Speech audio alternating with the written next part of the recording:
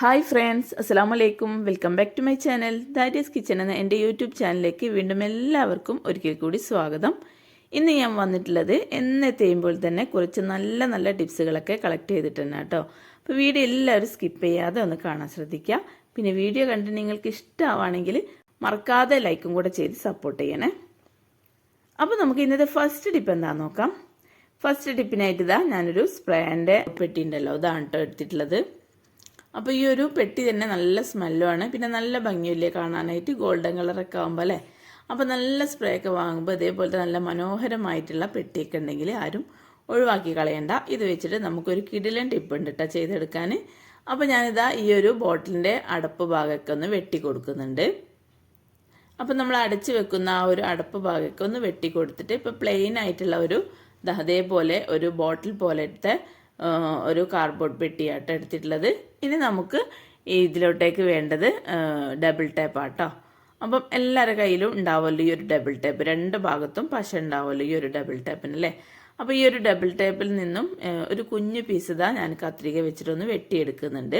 ഇനി നമുക്ക് ഈ ഒരു നമ്മൾ വെട്ടി വെച്ചിട്ടുള്ള ഈ ഒരു സ്പ്രേൻ്റെ പെട്ടി ഉണ്ടല്ലോ, ഈ ഒരു പെട്ടിൻ്റെ ബാക്ക് വശത്ത് അതേപോലെ ഒന്ന് ഒട്ടിച്ചു കൊടുക്കുന്നുണ്ട് കേട്ടോ.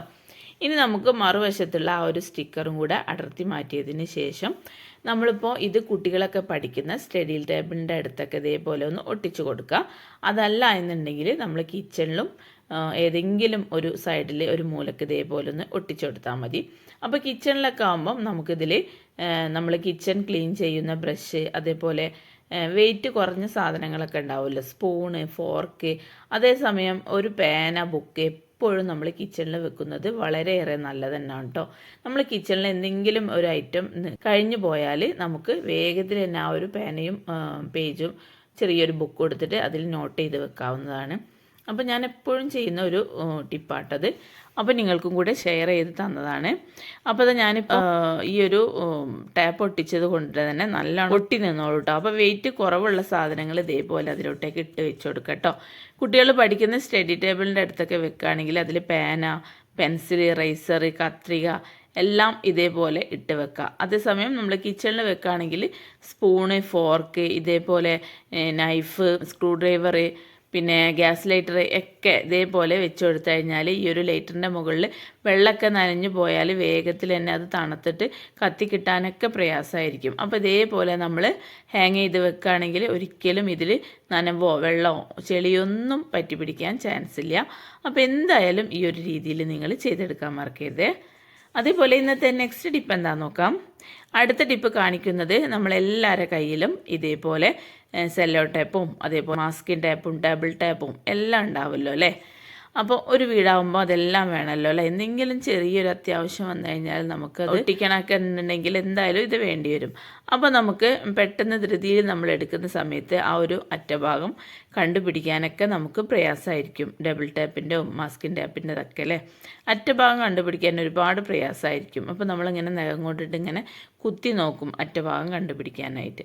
അപ്പോൾ നമ്മളിതാ വേഗം തന്നെ അത് കണ്ടുപിടിക്കാൻ പറ്റിയിട്ടുള്ള ഒരു കിടിലൻ ടിപ്പാണ്. ഒരു സേഫ്റ്റി പിൻ എടുത്തിട്ട് ഇതേപോലെ ഈ ഒരു അറ്റഭാഗത്ത് ഇതേപോലെ ഒന്ന് കുത്തി കൊടുക്കാം കേട്ടോ. അപ്പോൾ അതേപോലെ ഒന്ന് ഒട്ടിച്ച് വെച്ച് കൊടുത്തു കഴിഞ്ഞാൽ നമുക്ക് പെട്ടെന്ന് തന്നെ നമുക്ക് ധൃതിയിൽ ഇതിൻ്റെ ഒരു അറ്റഭാഗമൊക്കെ കണ്ടുപിടിക്കാൻ പ്രയാസമൊന്നുമില്ലാതെ വേഗത്തിൽ തന്നെ കണ്ടുപിടിക്കാനായിട്ട് പറ്റും.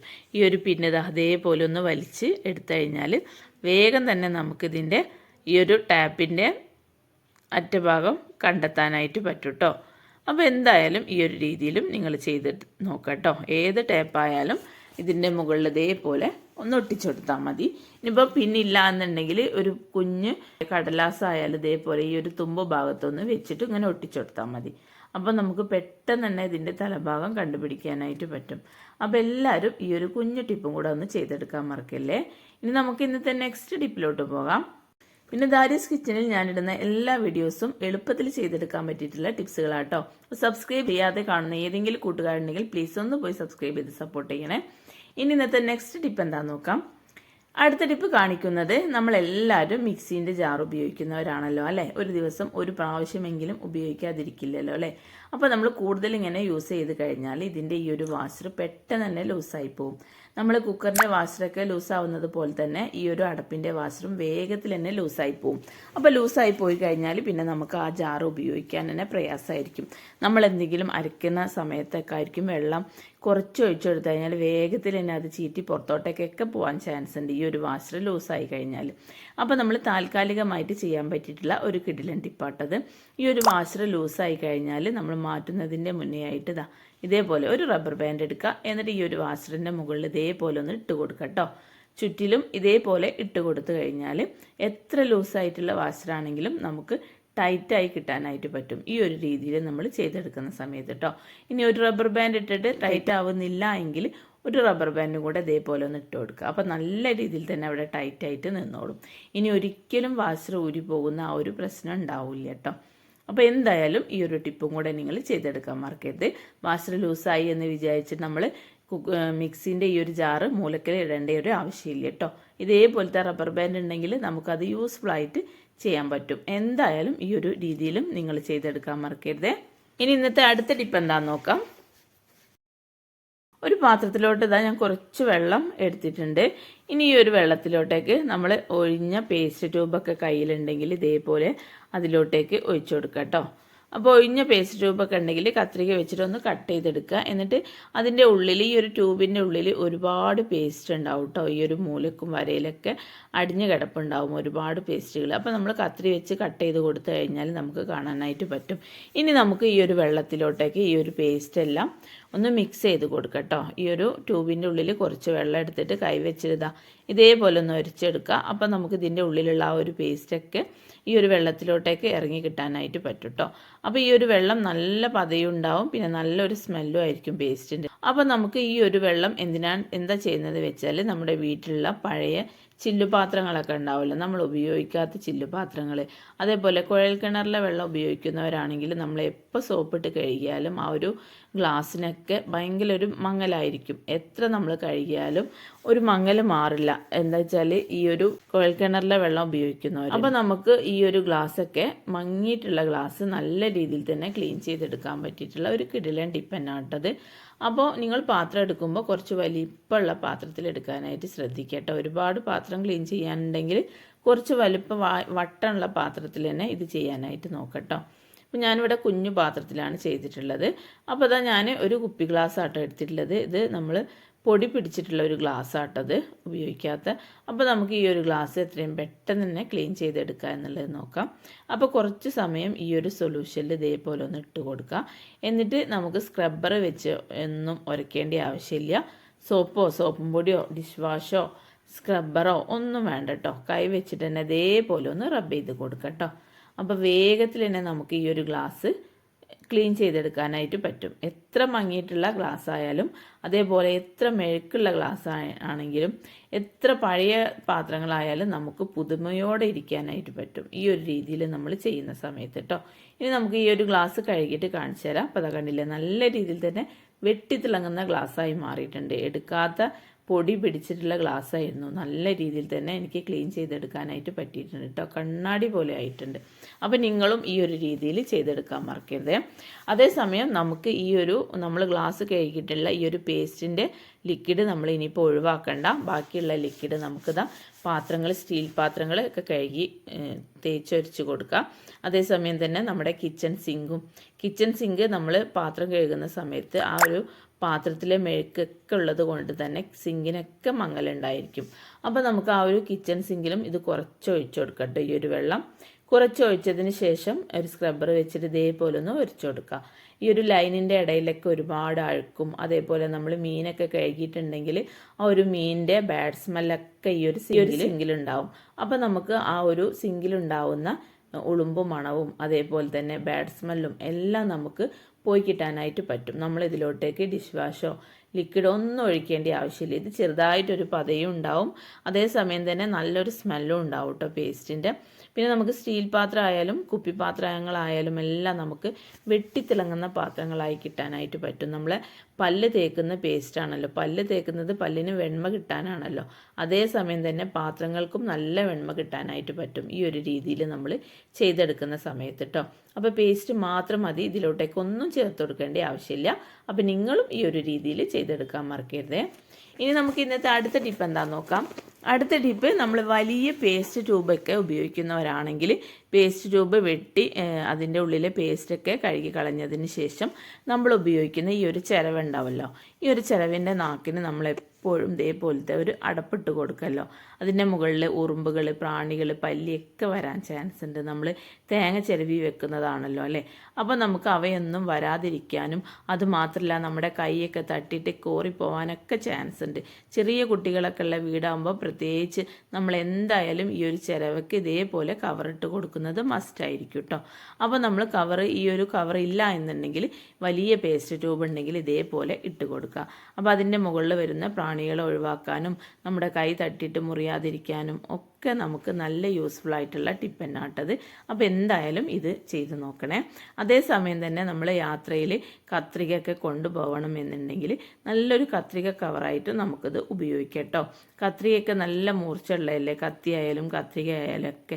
അപ്പോൾ നമുക്ക് ആ ഒരു മൂർച്ച ഉള്ളത് കൊണ്ട് തന്നെ നമ്മുടെ കൈക്ക് കൊണ്ടിട്ട് കൈ മുറിയാനും പിന്നെ നമ്മൾ ഹാൻഡ് ബാഗിലൊക്കെ ഇട്ട് കൊണ്ടുപോകുന്ന സമയത്ത് ബാഗ് ഓട്ടയാവാനൊക്കെ ചാൻസ് ഉണ്ട്. അപ്പോൾ നമുക്ക് ഇതേപോലെ ഈ ഒരു കത്രികൻ്റെ മുകളിൽ ഇതേപോലെ ഈ കവർ ഇട്ട് കൊടുക്കുക. എന്നിട്ട് ടൈറ്റ് ചെയ്തിട്ട് ഒരു റബ്ബർ ബാൻഡും കൂടെ ഇട്ട് കൊടുക്കുക. അപ്പോൾ നല്ല സേഫായിട്ട് തന്നെ നിന്നോളും. ഒരിക്കലും ഈ ഒരു റബ്ബർ ബാൻഡ് അഴിഞ്ഞു പോവേ ഈ ഒരു ട്യൂബ് അഴിഞ്ഞു പോവേ അങ്ങനെയൊന്നും ഉണ്ടാവില്ല കേട്ടോ. പിന്നെ നമുക്ക് നല്ല സേഫായിട്ട് തന്നെ യാത്രയിൽ കൊണ്ടുപോകാനൊക്കെ പറ്റും. അപ്പോൾ എന്തായാലും ഈ ഒരു രീതിയിലും നിങ്ങൾ ചെയ്ത് നോക്കുക. അതേസമയം നമുക്ക് കത്തിയും ഈ ഒരു രീതിയിൽ ചെയ്തെടുക്കാം കേട്ടോ. നമ്മൾ നല്ല കത്തിയൊക്കെ ഉണ്ടാകുമ്പം നമ്മൾ കത്തി ഉപയോഗം കഴിഞ്ഞാൽ ഇതേപോലെ ഒന്ന് കവറിലിട്ട് കൊടുക്കുക. അതേപോലെ തന്നെ നമ്മൾ യാത്രയിലൊക്കെ ഇപ്പോൾ ടൂറൊക്കെ പോകുമ്പോൾ നമ്മൾ കത്തിയൊക്കെ കൊണ്ടുപോകുമല്ലോ ഫ്രൂട്ട്സൊക്കെ കട്ട് ചെയ്യാനൊക്കെ. അപ്പോൾ ആ സമയങ്ങളിലും ഇതേ രീതിയിൽ ഇട്ട് കൊടുക്കുക. നമ്മൾ യാത്രയിൽ കൊണ്ടുപോകുന്നവരൊക്കെ ആണെങ്കിൽ ഈ ഒരു രീതിയിൽ ഈ ഒരു കവർ ഇട്ട് കൊടുക്കുക. എന്നിട്ട് ഈ ഒരു റബ്ബർ ബാൻഡും കൂടെ ഇട്ട് കൊടുക്കുക, ഊരി വീഴാതിരിക്കാൻ വേണ്ടിയിട്ട്, നല്ല ടൈറ്റ് ചെയ്ത് നിൽക്കാൻ വേണ്ടിയിട്ട് കേട്ടോ. അപ്പോൾ എന്തായാലും ഈ ഒരു രീതിയിലും നിങ്ങൾ ചെയ്തെടുക്കാൻ മറക്കരുതേ. ഇനി നമുക്ക് ഇന്നത്തെ നെക്സ്റ്റ് ടിപ്പ് എന്താണെന്ന് നോക്കാം.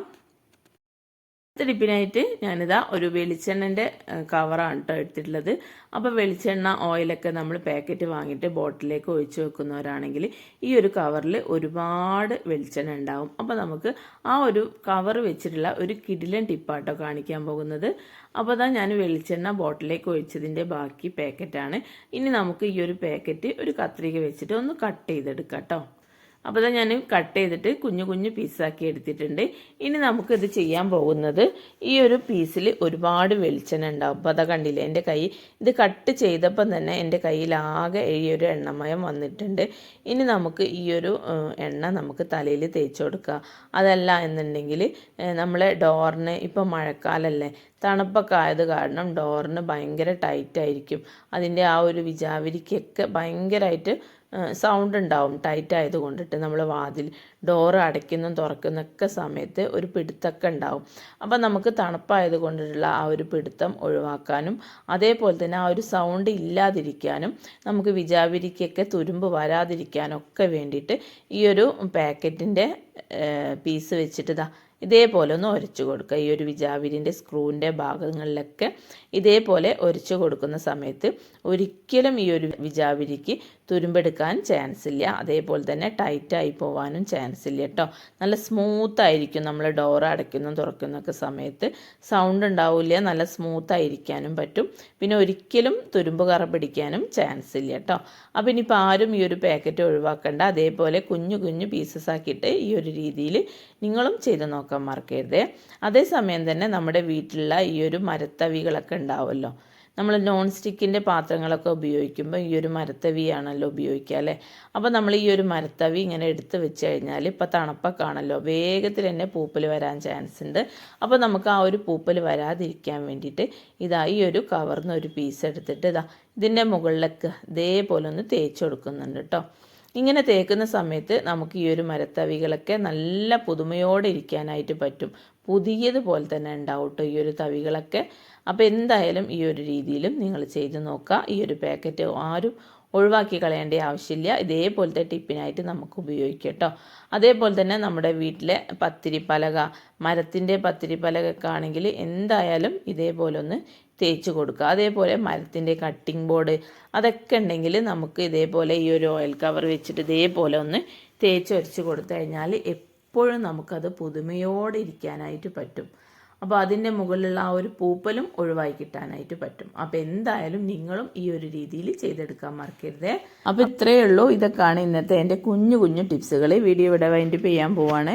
അപ്പോൾ ഇന്ന് കാണിച്ചിട്ടുള്ള ടിപ്സുകളിൽ ഏത് ടിപ്പാണോ നിങ്ങൾക്ക് കൂടുതൽ യൂസ്ഫുള്ളായി തോന്നുന്നത് ഒന്ന് കമൻറ്റ് ചെയ്യണേ. അപ്പോൾ ഇനി അടുത്ത പുതിയ വെറൈറ്റി വീഡിയോ ആയിട്ട് വീണ്ടും നാളെ കാണാം. ഇൻഷാ അല്ലാഹ്. താങ്ക്